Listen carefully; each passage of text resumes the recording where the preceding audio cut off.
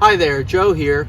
So today I wanted to talk with you about automated irrigation systems for container gardening, and I'm with Nicole, and she's going to walk you through the automated irrigation system that she has set up, talk about the different components and how to set it up and how it works.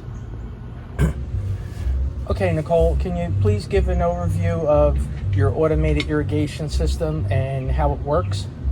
Well, I have an automated irrigation system with a automated timer that is hooked to the faucet outside the house. It then has a main line that goes to a drip line, and that goes to emitters, which are mini sprinklers that are in each container that needs to be watered. And pretty much is set to come on in the evening or in the morning, depending on the weather, every day.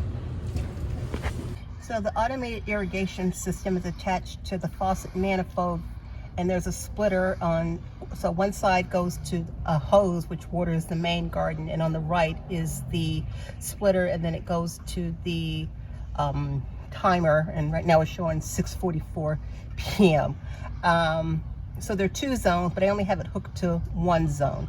And then it goes to a pressure regulator to reduce the pressure from the house through the pressure regulator down to 25 psi, and that's what goes to the individual containers.